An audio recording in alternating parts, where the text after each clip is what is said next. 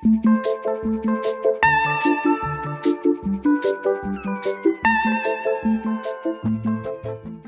is Steve Zeltzer with Workweek, and the issue of teachers' public education in the United States is really a critical issue as millions of students and teachers go back to work. And the great fear of teachers, their parents, and students is that they will go back to work in an environment in which they're not protected from COVID. And some teachers have already died around the country, as well as students getting COVID. And we're joined today with Michael Hull. He's a teacher in Texas, and he has become active politically around some of the issues taking place as far as the pandemic and COVID. So welcome to Workweek, Michael. All right, thank you for having me. Appreciate it. So Michael, why don't you talk about your becoming a teacher, why you decided to become a teacher, and what happened to you as a teacher? So I grew up in a sort of a dysfunctional environment. I had my father died when I was young of cancer. I was about 4 years old. Mother was, had alcohol problems. Dysfunctional family. I was in and out of children's shelters and things of that nature. And so I just had that dysfunction in my life, and I really didn't like school at all. I actually dropped out of high school, believe it or not. And I went and I worked for restaurants, retail, manual labor. I eventually worked my way up to management, but I had an epiphany one day. I actually met the owner. He came in, the only time I ever saw him in 10 years, and he wanted to skirt the newly passed Affordable Care Act for his employees. And I greeted him, and he kind of looked at me with contempt, like I was impetuous for even talking to him. And I just thought to myself, I've been working 10 years for this guy to make him rich, and this is what I'm working for. So I decided, I can do better than this. I went and enrolled in a community college, and I did better than I expected. I kept a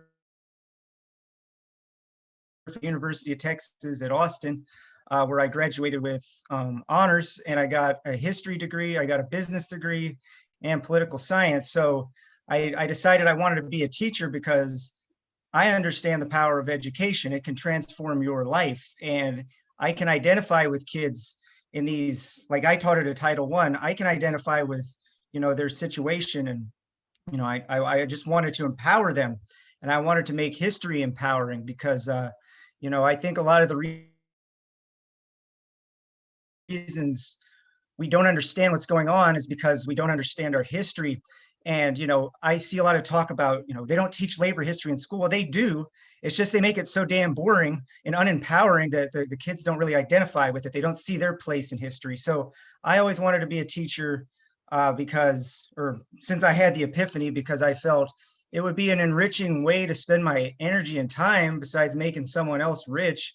And anyways, so I teach at the Title I school, and I have a successful year, and coronavirus plague. And I have an underlying health condition.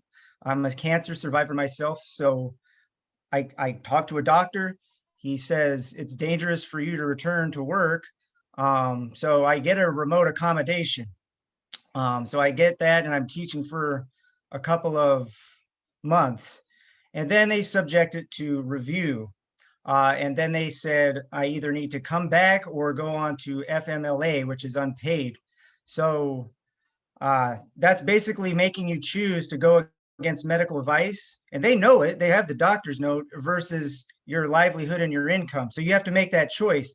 And fortunately, I was able to just resign, live off of savings that I had and some credit. So I am kind of struggling, but I just consider that better than, risking my health. And, if I end up on dialysis or a ventilator, the district, they're probably not going to be paying for that. So I figured I'd take the loss. But I contacted AFT, I contacted NEA at the time of this, and I explained the situation to them. And they told me there's nothing we can do. You have to either choose, you can go on FMLA or you can quit. So that was, or go back and risk dying. And the whole thing is so immoral because nothing changed with my health, nothing. And they knew it. And also, you've got more cases. So since the initial securing of the remote accommodation, there were less kids in the class. There was less community spread. So they're wanting me to come back with no change in the health condition, but with more community spread, bigger classes. It's a backwards world. And, that's why I started Teachers Against Dying, which is a Facebook group. I just kind of had it as a little protest. It grew to over 5,000 members, and it's national. And it does give teachers a place to vent, network, organize whatever they feel like they can do. And just having that support and knowing you're not alone is really helpful for a lot of teachers. And and that's the thing, is a lot of teachers are getting gaslighted, guilt tripped into thinking that they're hurting the children if they don't go back, but it's quite the opposite, really. We're talking about suicide rates. Well, suicide rates have been going up every year, and I never heard anything about it until now, that the schools are closed. So it reminds me of the gun debate. So they'll use the mental health issue. Then all of a sudden mental health is an issue. But your ideology is that we should criminalize mental health and we should limit access to mental health treatment. But it's mental health that's causing the gun epidemic. It's not the fact that we have all these guns here and assault weapons. And so I see like this is a similar scapegoat that they're trying to gaslight us into thinking it's for the kids. But, I don't want my students to catch coronavirus. We had a kindergartner here die. We've had students catch coronavirus and get terrible complications, the inflammatory syndrome. We've had amputations. I don't want them to also serve as a vector for infecting one of their loved ones. Think of the psychological trauma that would do. And there's psychological trauma going on right now. And as they say, the teacher's working environment is the student's learning environment. And some of these conditions are awful and terrifying, especially here in Texas, where they've lifted the mask mandate. And some school boards have actually decided, let the parents choose. We'll just throw the CDC guidelines out the window. If you have a window, keep in mind, in my building, the windows didn't open. And that was supposed to be a safety precaution for the shooters. So if the COVID doesn't get you, I guess the school shooters get you. That's the crazy environment that we're in, because we have so under prioritized education. And we're doing a lot of victim blaming here, the teachers. It's not our fault that this is happening. Why are teachers being driven against other workers? We're both victims of the same system that transferred all the money up to the wealthy during this pandemic. We had ample resources to do a lockdown, to get the PPE secured, to get the testing secured, to do all sorts of state-of-the-art remote learning, pods, mental health supports. We didn't do that. We funneled all the money up to the billionaires and mega churches that don't pay taxes. And now we're stuck choosing between go back to work and risk dying, or lose your job, but you can keep your health. That's the choice that we have. That's not the choice that we ever should have had in a country with vast resources and power like the United States. We should be furious at the ones that put us in this situation, not at one another, blaming each other, saying, well, I worked through this, you should work through them. That's kind of the argument we're having, and it's not productive, and our ire should be focused on them. They are the ones that put us in this position. And I know I'm going on a kind of a long rant, but enter my exchange with Miss Randi Weingarten, who actually got an audience with from Badass Teachers Association, which is a popular group on Facebook. I brought these issues up to her. I brought up multiple studies that showed that this idea that schools are a magical place where physics just stop and transmission of virus just ceases, That's been proven not so much true as they're trying to say it is. I cited a study that was in Science. You've got 41 countries, and they said the second best mitigation strategy was to close schools and universities. You have health departments they're doing contact tracing, and they're finding school is a place that's common. I cited a study out of Montreal. It said these children's cases and the spikes in the children's cases are happening antecedent to big spikes in the adult cases. So that's indicating, hey, we've got schools as a place where you're getting a high volume of transmission in the community. I brought up the pediatric cases. Remember at the beginning of this, kids couldn't get coronavirus. Remember that? They couldn't spread it. It didn't hurt them. Now all of a sudden, they've got 3.2 million pediatric cases. And this is right after school reopens. Is that just a coincidence? So I bring all this stuff up to her, and she says, growing body of evidence. That's what they just keep saying, growing body of evidence. What is this growing body of evidence? It's working the other way. But I told her all these things, and I said, in lieu of this, we know it's not safe. Why are we continuing to work hand in hand with the Democratic Party and politicians, mayors? She said she was on the phone 15 hours a day with the CDC and mayors and all these things. I said, why don't we pivot our strategy to doing what unions are supposed to be doing, which is fighting the elite, not working with the elite, lobbying them? That's playing patty cake and hoping they're nice to us. We're supposed to be resisting the management. That's the whole point of a union, right? The whole point of a union was to leverage your labor against the elite and the management. And I said, why are we still continuing to work with these people that put us in this situation? And that's when I got cut off. And I got cut off when I started bringing up these class issues.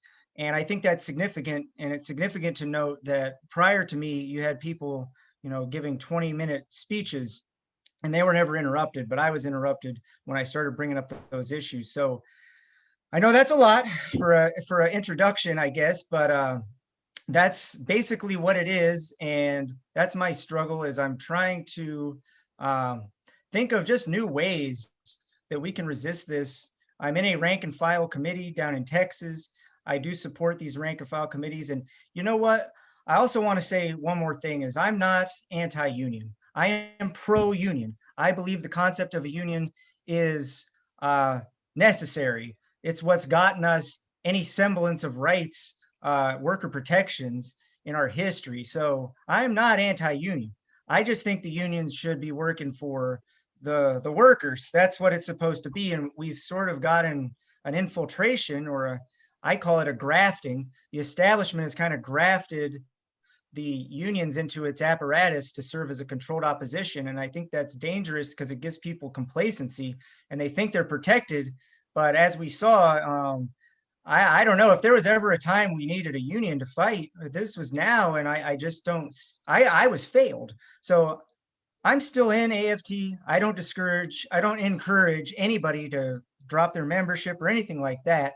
I just feel like we need to rethink how we organize labor in the 21st century. I think this old model of a bureaucrat that's making six figures, he's politically ambitious, they're tied with the elite. I just think that is a fundamental conflict of interest. The workers' salaries should be tied to the bureaucrat salaries, in my opinion. I think they should correlate, because when they're in that socioeconomic bracket, it's hard to imagine that they have our interests at heart. And, one of the things that I mentioned as well was, we all know what this is, the reason why they made the choice and the drive back to work and school.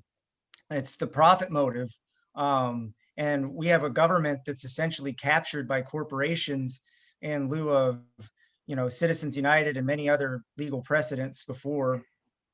So that's who we should be fighting against, and it shouldn't be worker versus worker. And we just need to have, I just think, a more democratic way of doing it, because these national bosses make decisions that we have no say in. Like they decided unilaterally not to use and galvanize their combined 3 million members between NEA and AFT. They could have done something somewhere and at least fought for people like myself and others that, you know, were denied medical accommodations at the bare minimum, but they decided not to do that. They decided to do it on a local basis and file grievances after the fact. And that's something I didn't get a vote on. I didn't get to vote on safe reopening, this oxymoron of safe reopening, this idea that, you know, as long as you have these guidelines in place, look, the guidelines aren't happening. In a lot of places, colleagues I talk to, fellow teachers, it ain't happening. You don't even have masks here in Texas. That's the first guideline. I mean, you think it'd be criminally insane. I mean, your governor is preventing local bodies, local governments from actually imposing a mask requirement. So you have that kind of criminal insanity that's going to lead to the deaths and has led to the deaths of people on the one hand. On the other hand, apparently, from what you're saying, the leadership of the union is saying it's okay to go back to work even when workers, teachers are going to get contaminated and it's going to threaten the students. So it seems like you're caught between a rock and a hard place, between the unions, which are not frontally fighting this nationally, but are working with school districts to get you back in the classes. Mm-hmm. Well, yeah, it's difficult because you have this perception, and I see it in the media, that the unions are the resistance, that they're fighting. They're the reason your kids are stuck at home with you. It's because of these damn unions that they're just struggling so valiantly against reopening schools, and it's such a joke. They're working, like I said, with the establishment open. The only resistance you're seeing is places like, you know, New York, Chicago, Los Angeles. You've seen the local chapter, you've seen the rank and file resisting, but the national unions, the bossership, as I call it, it's not fighting, it's working against you. So you have these workers. We're in a, like you say, a rock and a hard place, because we've got not only the bureaucrats struggling against us, but we also have, you know, the media, the perception of us as lazy and wanting just to stay home and collect a paycheck. And that's the idea that we have in the media that I'm reading a lot. And it's just this odd, bizarre narrative that the unions are fighting when in fact they're not. And a lot of people aren't even aware of some of the stuff I'm bringing up. You know, they're not aware of this history too. If you go back to 2018, you had the teacher strikes in West Virginia, Arizona, and Oklahoma. Now, these were Wildcat strikes. They were done against the boss's directions. Even the Democratic governor in West Virginia, Jim Justice, was opposed to these work actions. And they had to be done Wildcat. They had to be done outside of the union. And so they seem like they're more of a hindrance in a lot of ways. And once they actually got out in the streets, you had the bosses come in and they cut deals that a lot of the teachers weren't happy with. And what I think was the worst about that was they stopped the solidarity from spreading to other places. And one reason I was really disappointed in Chicago was the fact that could have been that could have reverberated so much if they would have went on strike. But you saw the same exact dynamic. You had the 80 secret meetings with Lori Lightfoot behind closed doors. The vote was rushed. There was a lot of pressure by the bosses to vote to go back. There's a lot of gaslighting. You know, it's you got to do this for the kid. So I was really disappointed to see what played out in Chicago. I was really hoping we would see something that would reverberate. And so I think in a bigger sense, we just need to unite the working class all together. This idea of having these specific trade unions for a specific place, in a specific profession, it's useful, but I think it's outlived some of its usefulness. I think as a class, we need to get together. We need to fight for some reforms. and pressure the elite, because, like Amazon, we need to unite with Amazon workers, teachers and Amazon workers together. Imagine the power, and because once we start realizing what we're up against, it's not so much the management, it's an oligarchy, and it's a system that's based on legalized bribery. In my opinion, we need to get this Constitution amended to deny this insane notion that a corporation is a natural person with rights under the law, the same as a person, and they're eternal.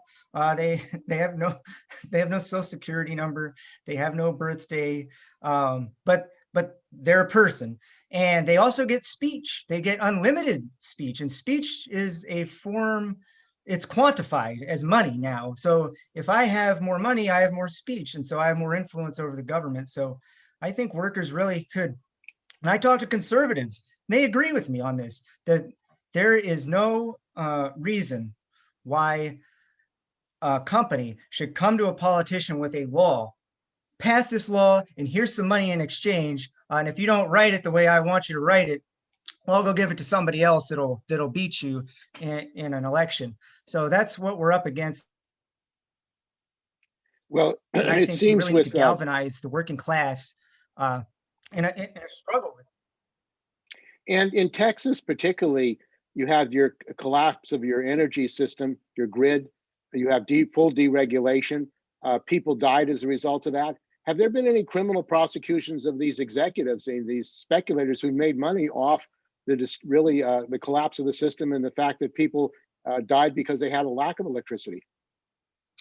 Well, that's a great question. I think 5 of them actually were pressured to resign. I'm not quite sure if there was criminal prosecutions. I'm sure I would have heard of it, so I'm assuming no. And were there criminal prosecutions for the Wall Street bankers whose speculation caused the greatest financial collapse since the Great Depression? No, they got appointed to Obama's cabinet. They got bailed out and appointed to the cabinet to make policy decision and advise the president. So it's a backwards world we're living in. And no, if you sell loose cigarettes on the street, though, they'll choke you out in broad daylight. They'll go after petty crime. They criminalize poverty. Like in Texas, drive through a city, a small town with a taillight out. They're going to pull you over. If you don't have the money to pay, you're going to jail. And they will pursue that to the full extent. But that's what we really need, is we need to hold these people accountable. And yeah, criminal, they should go to jail for what they did. I was lucky enough that I survived, but I had a pet. It was a lizard, but it died. And other people's pets died. Humans died. Where is the accountability for a crime against humanity, really? And what it amounted to was, it was for profit. And guess what? We're going to blame the windmills. It's backwards world. Antarctica has windmills. All these places with snow have windmills, and they can survive a blizzard, but not us. It has nothing to do with the fact that we're on a separate grid that is privatized and not tied to the other factions of the grid, that doesn't have to abide by regulations. And that's kind of the reason why it's privatized. That has nothing to do with it. Well, yeah, and that's a great point. And I would like to see any of these school board people, if they're so confident that it's safe, be criminally liable for the debts that will result from this decision, financially and criminally. Be liable, and we'll see how confident they are if that was the case. I bet you we'd be going remote right now if that was the case, and people were actually held responsible for their crimes. So yeah, in the United States, we have 2 separate justice systems. They say, you have one for the rich and then one for, everybody else. And it's particularly harsh on poor people of color. And like I said, poverty is criminalized, and that you get into just another aspect of the corporate capture government, the private prison system. Why do we have the biggest incarceration population in the world? Well, look at the money trail. So, you got Geo Group, the Corrections Corporation of America, they're all profiting. And not only that, you've got prison labor is being exploited by big corporations. So, since they took your jobs and they shipped them off to another country, now there's nowhere for you to go in this deindustrialized hellscape. They'll put you in a prison and then they'll use your labor there. Nursing homes, another warehouse for people. This is something I didn't mention in my introduction, which is I'm a guardian and caretaker for my sister. So that's another reason I'm a teacher, is because I know that my education and my decision making made the difference, even though we came from different place. We came from the same place. She actually became addicted to drugs, and she went down a different path. She now has a brain injury. She's in a nursing home. And I've just gone through all kinds of hell, because that's another for-profit deal where they're trying to cut as much care as they possibly can. They'll diagnose people with diseases they don't have to try to bring in more money, all kinds of stuff that you wouldn't even believe. And that's why I say, show me a government failure, and I will show you a successful business model. And that is, in my opinion, the underlying problem in our country, is we're captured by big money. That's that. And we're in a second Gilded Age, my friend. Make no mistake, this is Gilded Age 2.0. And the economic crash, I don't see how this is sustainable the way we're going. It's going to be unholy, and it's going to be awful. And we're going to really need to make some drastic decisions, like FDR did, or, look at the right-wing fascistic elements in our country. We could go the other way. So if we do not assuage the anger of the working class, it could go in a very dark direction, and we need to take action quick. The working class needs to wake up, stand up, fight against this rapacious system that has ruined our country. It's bored it out, it's hollowed it out.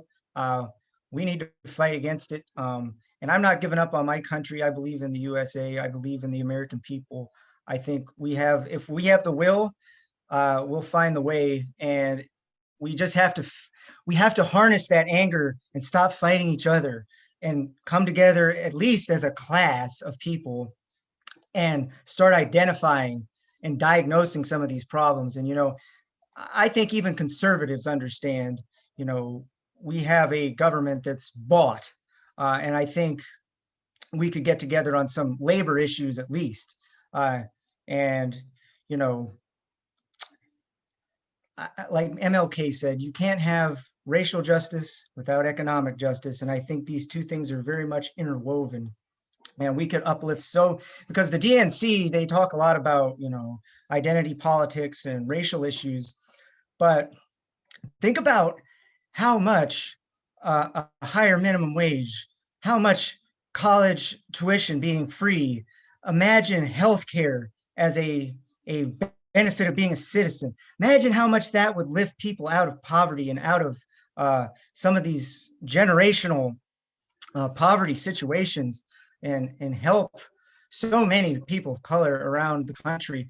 I think we can't divorce those two things. They are interconnected and are intertwined. And so I think one of the problems is the DNC is operating in a political climate that's contingent on donations. And so they have to appease the donor class, and then try to also appease the voter. And as a result, you get milquetoast, Heritage Foundation healthcare plan. It was written by conservatives, and it basically never cuts the middleman out, and it just makes you buy health insurance and make a for-profit bankster rich.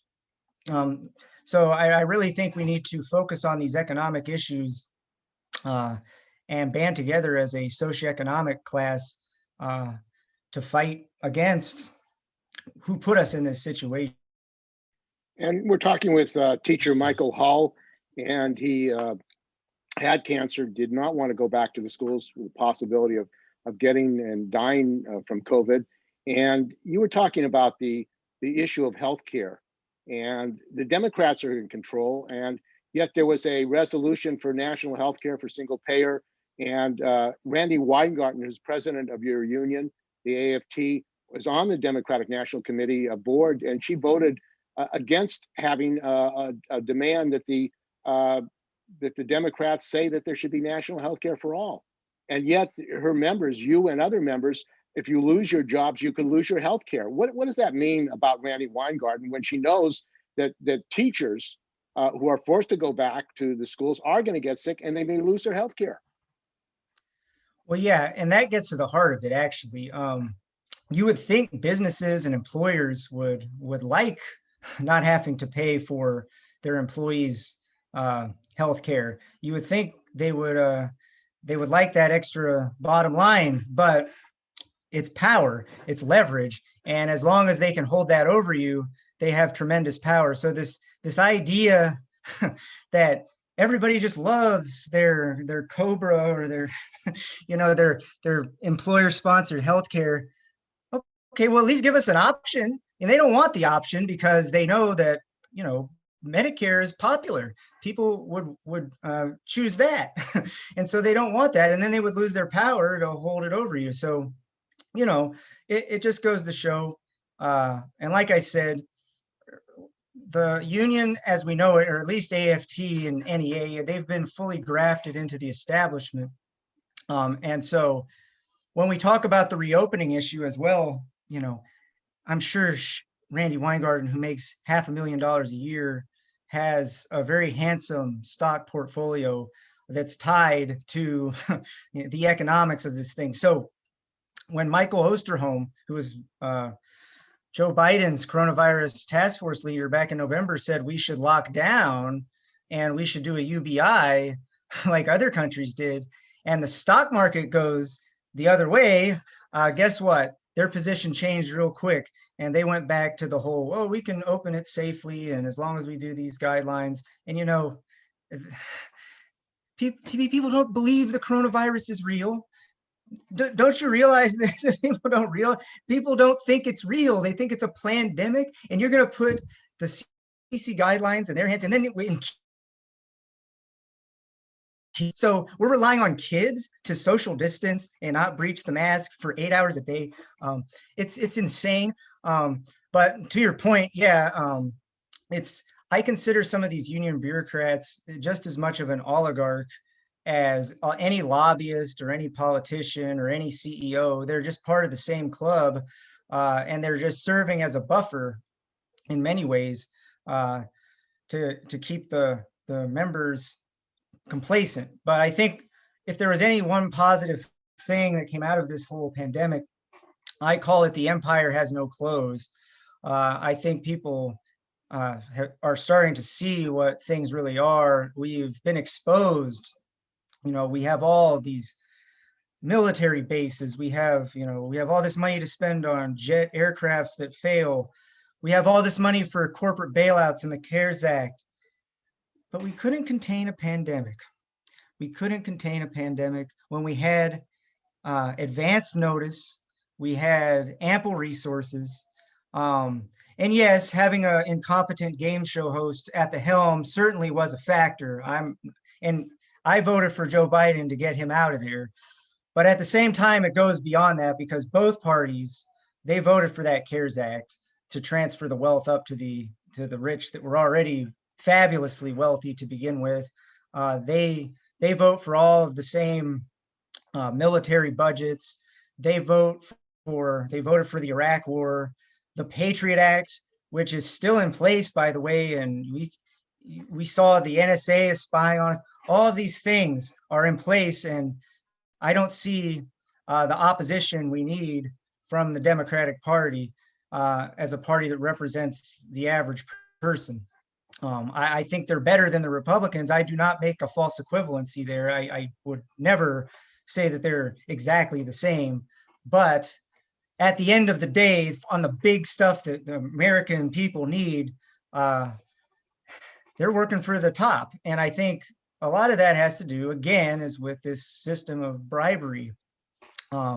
This idea that money is speech and corporations are people, and we need to really, if we can find some common ground on that, I think that's the movement we need to have in America.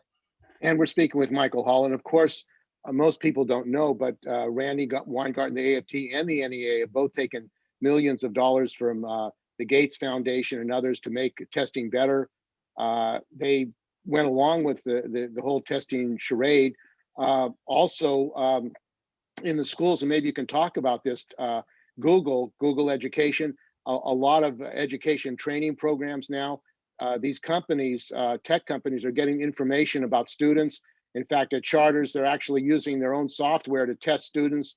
It's kind of like, it is a business, not kind of like, it is a business. So it seems like profiting from education, profiting from students, setting up charters, which are privately run and make profits for these corporations. That seems to be a part of Randi Weingarten and the NEA's position. I mean, actually, they support charters as long as they're union. What is the situation with charters in Texas? And has there been education about the fact that charters are actually privatizing education? Mm-hmm.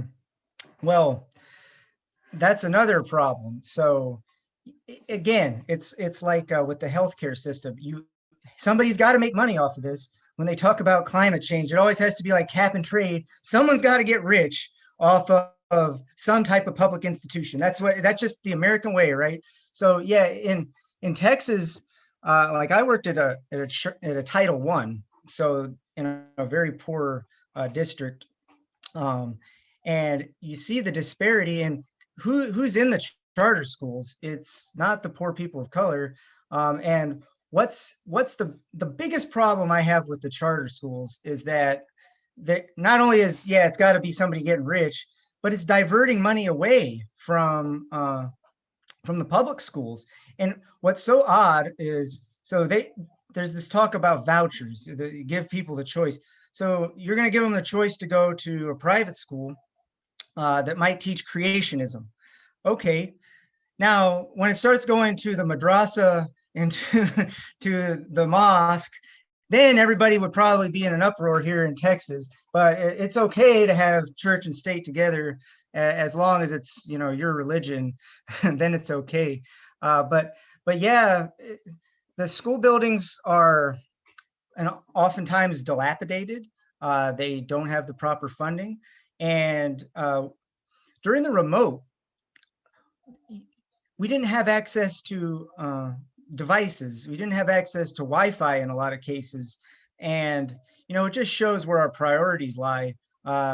We could have funded remote education. Let me tell you a little story that I heard from one of my teacher friends. Got a kid, he's in the classroom, and we're doing hybrid, which means you got to instruct virtually and in person. So the kid's sitting there, no device, taking notes, has to go back to his house to use his personal computer to do the work after he sat there for 8 hours. Now, that shows you what it is. It's a daycare. And so that's when it's useful to the elite. And so that's why they want it open. And then, of course, the charter, it makes somebody rich. But yeah, there's a lot of charter schools in Texas, and there's a lot of underfunded, as a result, underfunded public schools. Now, my opinion is that it was the San Antonio versus Rodriguez decision. And it said, essentially, if you base your funding for a school district on property taxes, that is a constitutionally protected because education isn't a fundamental right. That's what the Supreme Court decided. And so when you see these big disparities in education, a lot of it has to do with the way we fund the schools, which is through property tax, in Texas at least. So you go to the rich neighborhood, you got a good school. Guess what? You got more resources. Guess what? You get a better education and you get ahead. What does this do? This cements the inequality between the races, because we have things like redlining that still reverberate through America, where, you know, the mortgage companies were allowed to cut lines and discriminate against Black people, put them all. And then you also had the white flight issues, gentrification. You have all of these things that make it hard. And so you're already in a disadvantaged position. And like I said at the beginning, education is the way out. How the hell are you supposed to get out when you're stuck in these dilapidated schools, high crime, and there's no funding for them? Because it should be the exact opposite. If a school is lacking funding, they should get more of the money, not less. So we've got everything backwards, and charters are just not the answer, in my opinion. The answer is to have equal funding of education and overturn SAISD versus Rodriguez, and we need to declare, hey, education is a fundamental right. You know, that's how Roe v. Wade went, right? They didn't, there's no, abortion isn't in the Constitution, but they said there's penumbras or some legal term like that, that said there's emanations. The spirit of the law says you have a right to privacy. Well, how do you have any rights without education? How do you have freedom of the press if you can't read? How do you have freedom of speech if you don't know the language? If education isn't a fundamental right, just like healthcare, what is? You know, what is? You know, we care more about owning a gun than people's healthcare and people's education. That's a big problem, is, you know, where our hearts are. I think we really need to do some serious reforms. And so I always keep going back to the Constitution. It's got to be amended. We've got to get rid of some of this stuff. We got to get rid of the money in politics. We've got to get rid of the gerrymandering. We've got to get rid of this unequal funding of schools. We've got to get we've just got to give people a chance, because the idea of America was you came here to better yourself. And if you don't have a good education, you don't got a chance, or you have less of a chance than somebody else. And so it just kind of keeping a hierarchy cemented together, and it's just going to keep going on this way unless, like I said, you know, people of all stripes come together on their class basis. We've got to come together on a socioeconomic basis, a labor basis. I think that's really, really important, especially with so much inequality and so much disparity in the world. And we're speaking again with Michael All, who is a teacher who's become activated as a result of the pandemic, as have, I think, millions of other teachers. And one of the things that is important to recognize is that the social media, even though it's censoring, has been used by teachers in West Virginia, is being used by yourself to set up a website, Teachers Against Dying. Now, the idea of a website, Teachers Against Dying, in itself raised the question: why do you have to have a website against Teachers Against Dying? And why don't you talk about setting that up and the reaction of people and the reaction of teachers, that they have to come together around that statement? Yeah. So the reason I founded the group Teachers Against Dying is because of other teacher groups that were called Safe Reopening. They were like Texas for Safe Reopening, or which are good. These are good groups, and you got a lot of good people in them. But I noticed it wasn't militant enough. It was kind of normalizing things like, where do I buy a mask? Or what's the best mask? Where do I get an air purifier? Take a selfie with your face shield, stuff like that. And I was like, what are you talking? And they got glitter on their face shield. I was like, well, why don't we just put glitter on our ventilators? And why don't we just, make it happy? And it's toxic positivity. So I said, you know what? This is normalizing the unconscionable. This is going to lead to people dying. It's going to lead to people going bankrupt with these medical bills. So yeah, I founded it. I honestly didn't expect the reaction, which was pretty positive.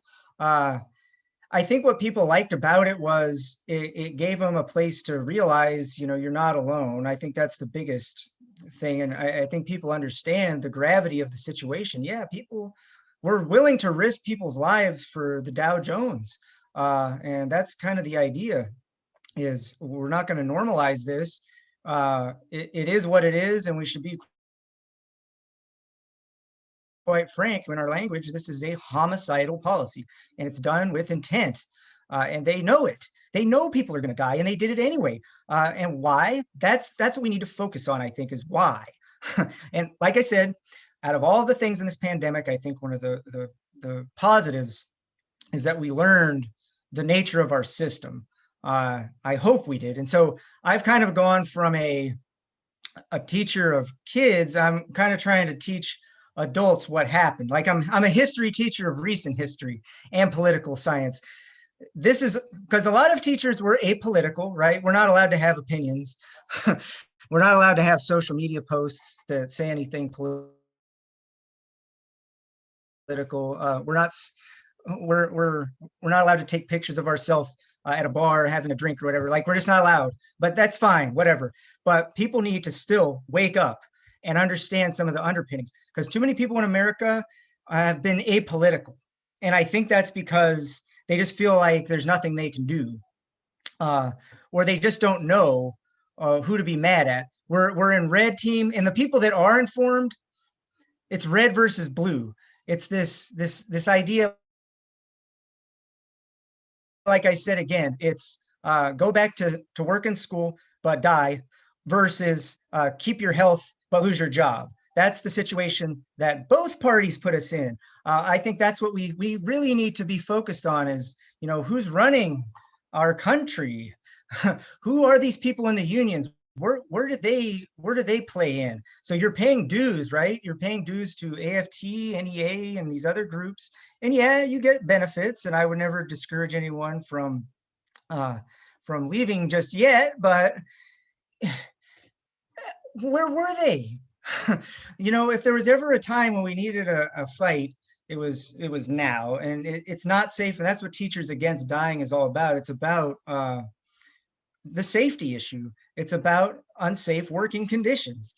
Just as it was, when we needed unions, right, to fight for unsafe working conditions in the industrial sector. Well, this is an unsafe working condition. And if you notice, I would encourage everybody to go on Teachers Against Dying YouTube channel and check out that exchange I had with Randi Weingarten. It's very telling, because I tell her about these safety issues, and she's got the same line as a conservative Republican that, well, the nurses had to go through this, and it's just dividing up the working class. And I'll just say this, the nurses, God bless them, they're trained for this. They have the PPE, they're not in a dilapidated building with no ventilation. And guess what? When you got the schools open and it's causing community spread and transmission, you're putting more stress on the nurses that have to deal with more patients. So if you love the nurses, close the schools down, because the schools are causing community spread. And what's so frustrating about all of this is, if we just locked down basic income or a payroll takeover, if we got our medical care for everybody, if we just did the things that other rational countries did, we'd probably be back to some sense of normalcy by now. But we're still struggling. And guess what? Now we got variants. That's the other thing. So now that's the talking point, is the teachers got moved up on the vaccine list. Well, that's great, but the kids aren't vaccinated, and the kids can still spread it and be vectors to the rest of the community and their families. And then we've got the strains emerging, right? So do we really know if these vaccines are going to be effective against new, more virulent mutations of this coronavirus? We don't know. And the other thing is, how they changed the CDC guidelines so much. I think that demonstrates. So even if you believe that that's not politically motivated, and you think they're really following the science as it unfolds, I think the fact that it goes from mask, no mask, double mask now, then it's 3 feet, 6 feet. I think this demonstrates that we don't know enough about this thing. We don't know enough about coronavirus to be confident in reopening the schools, because we're just willy-nilly giving it to kids, and we don't have a full understanding of some of the long-term impacts that this disease could have. And we could have handled this with all of our resources. We could have gotten this contained. Look at a country like Vietnam. Poor, very densely populated. They're located right next to the epicenter of the pandemic, and they contained it better than the United States. And so it's a matter of policy choice. And so Teachers Against Dying is against the homicidal policy. Yeah, what's very interesting is that in China, you have Tesla, you have Amazon, you have US companies, and their workers are protected in China because the Chinese say, this is the rules you have to follow. If you don't, you're not going to be operating here. So in other words, the Chinese, and I don't support the Chinese government, the bureaucracy, but they've made sure that these companies follow the rules. Here at meat packing plants, at schools, at Tesla, at Amazon, warehouses, workers are getting contaminated and dying, and it's okay because workers are disposable, they're dispensable. But in China, no, you can't operate that way. And it seems like, for example, with the CDC under Biden or OSHA rules under Biden, they promised they were going to protect the workers, yet the CDC reduced the space between 6 feet to 3 feet in the schools. The National Nurses Union has said that that's dangerous. They shouldn't do that. And Randi Weingarten doesn't want to challenge Biden publicly and say, who is running the CDC? Are they really fighting for protection of teachers and nurses? Well, guess who else says that 3 feet is dangerous? Miss Randi Weingarten said, she's been saying that we shouldn't have the 3 feet. It should be 6 feet. But yet at the same time, she's saying schools can open safely as long as we follow these guidelines. Right. And, I asked her that. So again, I encourage everybody to look at that video because I asked her about that. I say, well, what if there's no mask? How is it safe then? What about the situation on the ground? That was another thing that I found kind of telling is there was a guest before me that was talking to her, and she was saying, in my school, there's no social distancing going on, and, they're breaching the mask. And she acts shocked about this. Like, oh, I can't believe that they're not following the guidelines. Let me check into that. You're in all of these teacher groups, right? You're on Twitter. You've never heard of this before? That's what I'm saying, that the bureaucracy at the top is so disconnected from the average worker on the ground. And I think that's a fundamental conflict of interest and a problem with the unions. Let me say something else about that 3 versus 6. This is aerosolized, right? That's the problem. It's droplets, right, that are going through the air. So whether you're 6 feet, 3 feet, there have been studies on this, that are studying buildings without the proper ventilation. It doesn't matter sometimes. I mean, 6 feet's better because you're farther away, and viral load matters and all that stuff. But, and like I said before, we don't know enough to take these risks. And we have evidence that it's being transmitted in school. I brought this evidence, I laid it before her, and I just got some vague growing body of evidence talking point that they're basing on this study out of Wisconsin. It was a rural setting, not peer reviewed. You have other studies that cast doubt on that, but they keep going back to that one. So yeah, and you bring up an interesting point about China. And I think people are afraid that, these public safety measures are going to become draconian or authoritarian. And I think that's what the conservatives are kind of thinking. They're like, if you're forcing me to wear a mask, that's the government taking control. But yeah, Edward Snowden is a traitor, right? Even though he revealed the most blatant violation of the Fourth Amendment and authoritarianism and surveillance, but I digress. Anyway, I think that's kind of the problem. And we've lost faith in our government. We've lost faith in our institutions. We've lost faith in the media. We've lost faith in places or institutions like CDC. And Trump had a lot to do with that. Remember, he downplayed the virus. He was saying to sidestep the CDC. If you don't recall there was a lady named Rebecca Jones in Florida. She was trying to report accurately on these numbers, and they actually seized her computer hard drive and they prosecuted her. So it's dangerous. That's a dangerous political situation, because once we lose faith in those institutions of government that uphold democracy, and you have all of these fascistic elements in play and ready to go, like I mentioned, the surveillance, the Patriot Act, and you have these people like what we saw on January the 6th. It's a dangerous political situation. We've got to restore faith in our institutions, and we can't do that if they are corrupt by money. And that is what we've got to, and I keep stressing this, we've got to fight that. And I would just say a very basic first step would be amending the Constitution, which is a tall order. But you know what? In our history, when people wanted it done, it got done. So when the women suffragists, they stood outside Woodrow Wilson's White House with the pickets, they got it done. We could get it done if we have the will and we exert the pressure. But it would have to be a grassroots thing. And I don't see change coming from the top. So we think we're going to vote our way out of this. That's not happening. We've got to get together again on a class basis and start struggling against the common enemy, which is a rapacious oligarchy that has infiltrated the government through what we call lobbying, which I call just blatant corruption and bribery. We just shouldn't have a system like that in our country. And so unless the Constitution is changed, even if they overturned it in the Supreme Court, which I highly doubt with this lineup, we're doomed.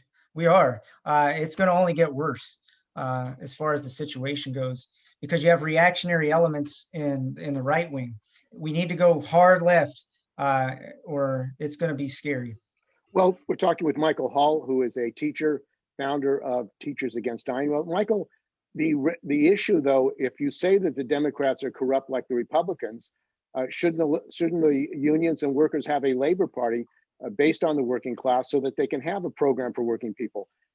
This Pro One bill that they're introducing doesn't even stop the billionaires financing elections. It doesn't stop, for example, the right. I mean, small candidates, small parties can't get on the ballot because of the rigging of the electoral system. What do you think about the idea of the workers in this country having their own political party, a labor party that would challenge the Democrats and Republicans? Love it. Love the idea. But like you say, easier said than done. You know, I voted for Joe Biden. I've often voted for Green Party candidates and minor party candidates in the past, but I thought it was imperative to get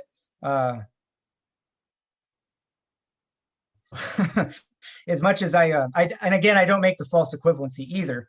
I would much prefer to have had Al Gore versus George W. Bush. I think we'd had a different history play out.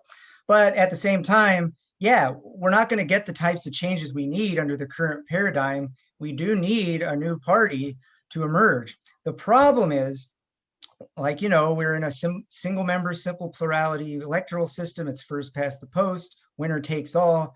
And that automatically tends Duverger's law. If you have that system, you get two parties because it tends towards the center. So it's very difficult for a new party to emerge, not only because of that dynamic, because nobody wants to vote for a minor party and then help your ideological opposite get in. That's the problem with voting third party. And that's the reason I didn't vote for third party, because you always get dirty. Your hands are always going to be messy, because some people say I vote my conscience. But if Trump ended up winning because a third party candidate took a lot of votes from the Democrats, you still have that on your conscience, right? So our electoral system is tough. It's not very democratic. It's hard to get into it. So I think for a third party to work, it'd have to cut across both segments of the population. So I think a labor type party is workable, because you don't want to just take away from the right side of the ideological spectrum or the left side, because then guess what? You're helping the other side. But I think if you had a true labor party, um, that had issues that were compatible with the center and the broader working class, I think it will work. And also, I kind of have hope that Trump starts the Patriot Party. I hope he does, because then it splits up the Republican side, and then you don't have to feel as bad for voting. It would be interesting to see a four-way race, is what I'm saying. So if you had the Fascist Party, which is what the Patriot Party would be, you had the center Republicans, you had the center Democrats, and then you had an actual progressive party.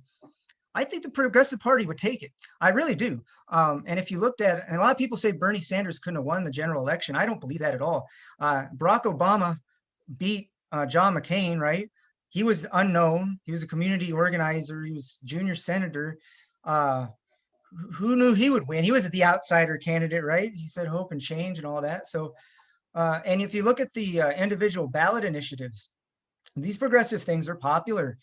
The $15 minimum wage, legalizing marijuana, all the Medicare for all, that's even popular among Republicans.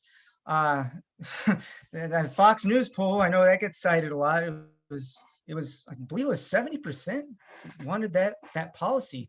And I don't know if you saw Bernie Sanders town hall on Fox, but he was swaying some of them. I think this idea that he couldn't have won is wrong. I think a Labor Party or a progressive party would have a good shot. And by the way, Canada has a similar electoral system to us, and they have 4 viable parties. The key is it has to split evenly on the ideological line. You can't have it splitting up only one side, because then that makes people uncomfortable with voting for the minor party. You have to have it evenly distributed. But I think if Trump started the Patriot Party, that would be an interesting dynamic. But if you are in a 3-way kind of a deal, you would have to get the center. You couldn't just cut from one side. It wouldn't work. But I think the frustration with the 2-party system is at an all-time high. What's the approval rating for Congress? Isn't it in like the single digits? People support the idea of a third party. It's just got to be done. It's got to be done right. And it has to be really strong, and it has to have a lot of popular support.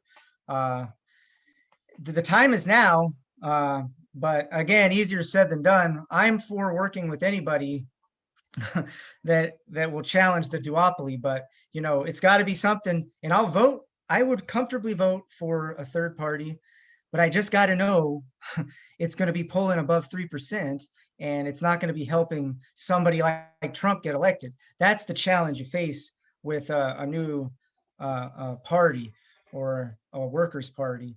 So, and again, people see worker party and they think, Marxism or something. So you've got to kind of distinguish what you're talking about, and you've got to be careful, because semantics do matter.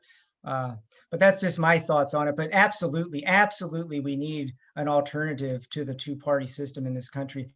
How you go about doing it, that's another question. And that's a very complicated and difficult challenge.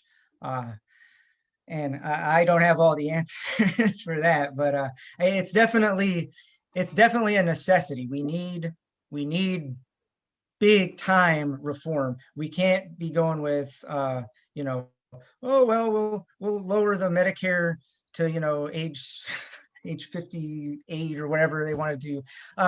We need that's Bernie Sanders' reform program now. We'll lower the Medicare age a little. But the issue of how you get there, how we get from the present situation to a situation where we have a real working class political alternative for the people of the United States. The debate that you're having in the teachers union now, that you and others have raised, teachers against dying, many teachers are very angry, and they're thinking about politics. They're becoming politicized, particularly as a result of the pandemic. Don't you think this is the actual time politically where there can be a discussion, debate nationally among teachers in the NEA and the AFT about where the AFT and the NEA are going, where the American people are going? It seems like this failure, massive failure, the death and destruction that's happening now because of the system is raising the question among a lot of teachers: what is our future? What is the future of public education in this dire situation with privatization, charter schools? Isn't that the best time to have a real alternative development inside the AFT and the NA, where teachers say, we want a program, we want an agenda outside of business as usual, supporting the Democrats who then stab us in the back. Yeah, well, like I said, it's the empire has no clothes. We saw the system for what it was. We saw people's true colors. It was a rotten, corrupt system exposed. Now, with the trade unions or AFT and NEA, they're more discount consumer services, and you get a magazine subscription. Credit cards, credit card sales. You can get a yes, you get that right. But when you need your medical accommodation, when they're forcing you to go against the doctor's advice, they're nowhere to be found. So again, I'm not anti-union. I am pro-union 100%, but there is a fundamental problem with having an oligarch in charge of it. That's the problem. You can't have a six-figure salary bureaucrat making unilateral decisions, and we get no vote on a lot of this stuff. So you're getting this bizarre narrative in the media, like I said, that somehow the unions are even in the issue of a discussion. Shouldn't there be a national democratic debate among teachers in the AFT and the NEA, so where they can have a debate, they can have a process where they can all be having a discussion nationally on these issues? I mean, isn't that something that it's necessary for workers, not just teachers, but all workers in this country, to have a discussion, debate about what's happened in the pandemic, what is the solution, and what we need to do as a working class? Absolutely. We need to have that discussion, and we need to say, where do we go from here? But what I'm saying is we have to figure out what happened first. We have to really diagnose that. And yes, we got to discuss that this is the time to discuss what happened. And so what we need is more democracy. And one of the biggest problems with these trade unions, with the national apparatus, is it's not really democratic. What's the recall process to get rid of Weingarten? Is there one? I know there's an impeachment thing, but can there be a real national recall process for NEA or AFT? We need to start discussing things like that. We need to start discussing like the rank and file setup. I'm in a rank and file committee. I'm also an AFT. I'm also working with somebody named Chris Bianchi in New York. We're working on a teacher protection group where we've already done workshops to empower teachers on how to work around the union sometimes to pressure these people in the union. We're in an embryonic stage, of a real change that needs to happen, because like I said, if we don't make real changes, it's going to be a dark future, because we're losing faith in our government. We're losing faith in our institutions. We've lost faith in our unions, which is something we really need. So we've got to talk about ways that we can reform the system. And I really think that's where it starts, is democracy. And we have to just be frank about what happened. What happened? What does this, when we analyze what happened, what conclusions do we draw? And so the conclusion that I draw is you have a political system based on profit motive. I've known that for a while now, since I studied government and stuff, but a lot of people don't really think about these kind of things. They don't think about why we have mass incarceration and why we have the endless wars overseas, and how that relates to the profit motive, and how that relates to the lobbying, and how that relates to the corruption. So we've got to think about these things in a bigger sense. We've got to think about the role of the unions and the role of the working class. And is Randi Weingarten and some of these big union bosses, are they the ones to represent us, or do we need to kind of rethink some things? I think that's what we need to take away from this. Is it is imperative that the working class reimagines how labor organizes. We need to reimagine our political system. We need to think of ways to change the system. And we've got to get out of this red versus blue culture issue kind of stuff and fighting each other. And we've got to see the bigger picture and come together as a class, as the middle class, as Americans. And that's going to take, like you say, awareness. But I think, like you said, this has gotten people woke, I guess. We've woken up. We've seen it's affecting us at the basic level. And so we're starting to identify the problem. So a lot of people call me negative. They say you're negative. Why don't you just be positive and change your minds? Look, the founding fathers were negative. They were negative. They had a revolution against the British. You have to have a diagnosis. If a doctor comes in and says you have this disease, I can't just say you're negative. It's a positive. It's a positive that you found out what was wrong. You have to know what is wrong if you're going to address and fix it. And that's a positive thing. So I think, yes, now is the time we need to get together and discuss some of these real profound issues, not only how our political system works, but how we as workers are going to operate in it, because it's clear that the current paradigm is not for the people. And I thought just the NBA. Remember the NBA strike? They were going to have a big walkout, but Barack Obama came and he said, "We'll get you to a committee." We have to realize that some of these things and some of these organizations that have traditionally helped working people and been for collective action are no longer doing that. They no longer represent that.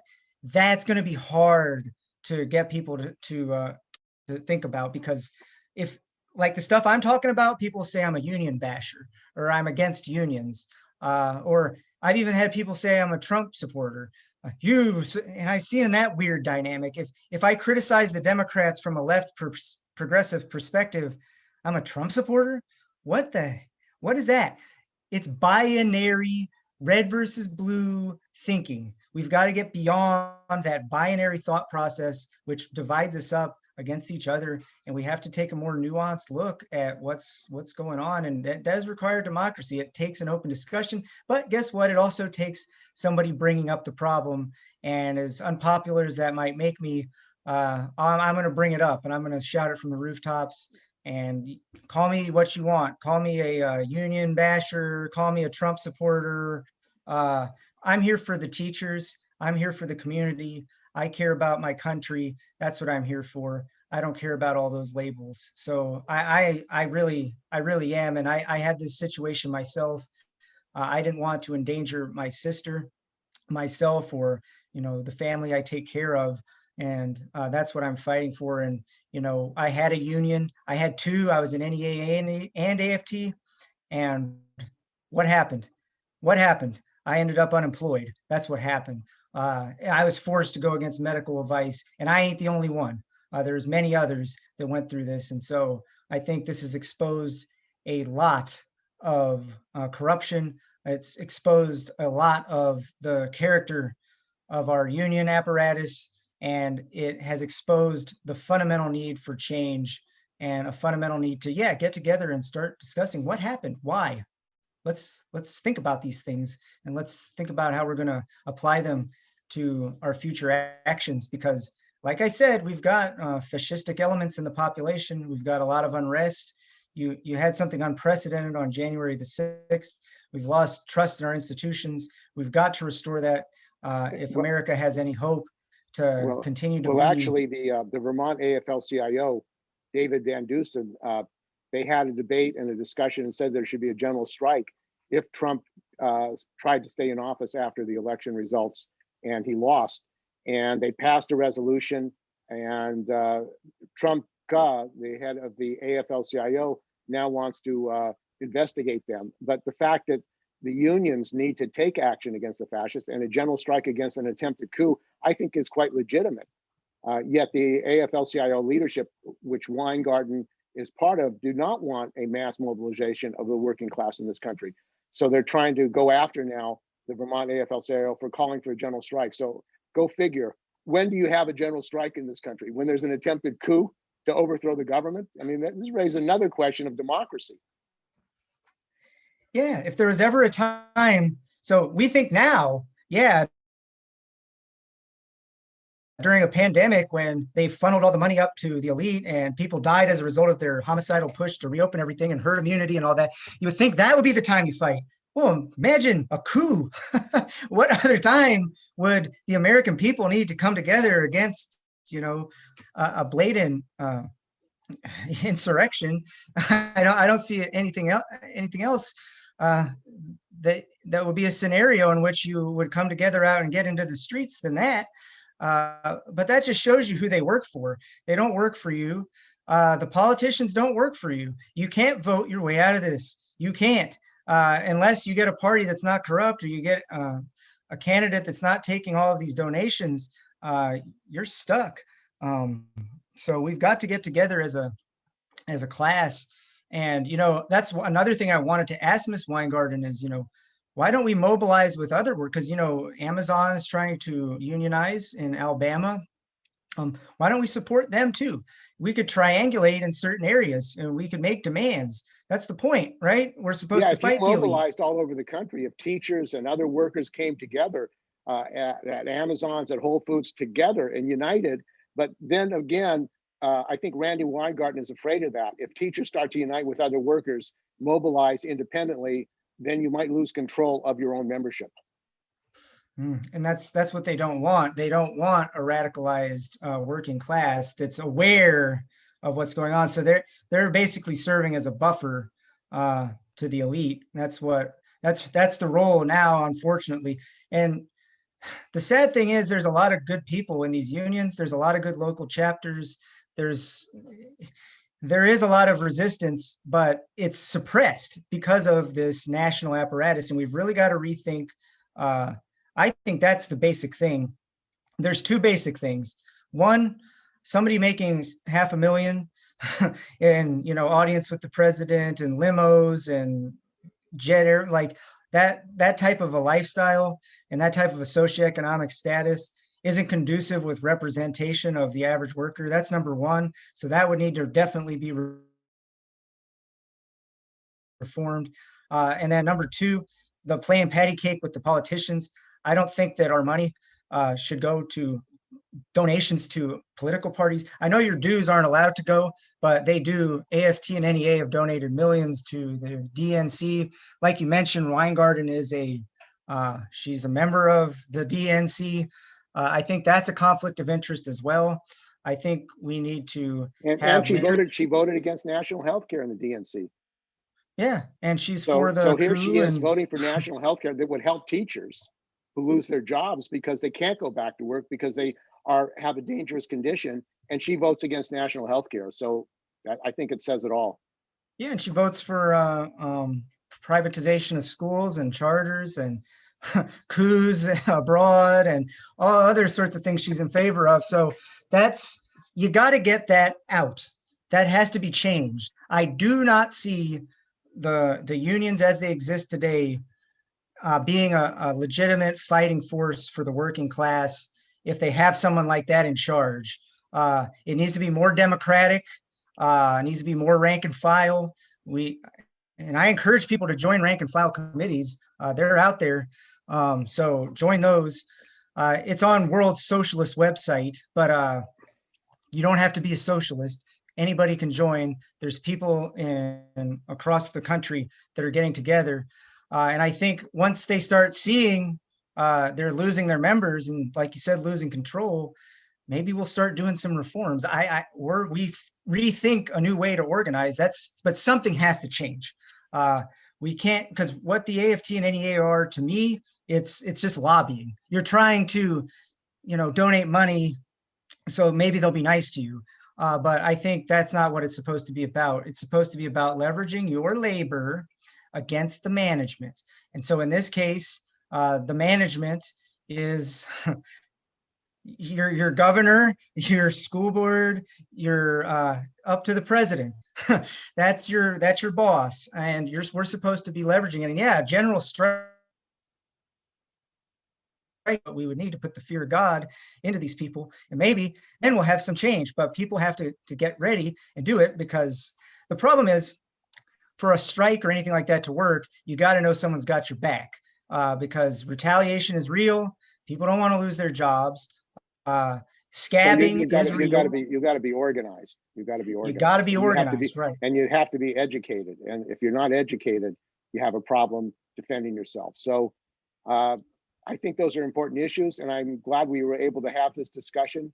I'm talking with Michael Hall, and he's been talking to us about his experience, his struggle to protect his life and the life of other teachers and students and their families. So thanks for joining us on Work Week, Michael. All right. Well, thank you, Steve. Have me on any time. I'll be willing to have another discussion on what we're going to do going forward. Don't forget to join Teachers Against Dying. You don't have to be a teacher either. Be a parent and you support us. That's great. Check out our YouTube channel, Twitter, and all that jazz.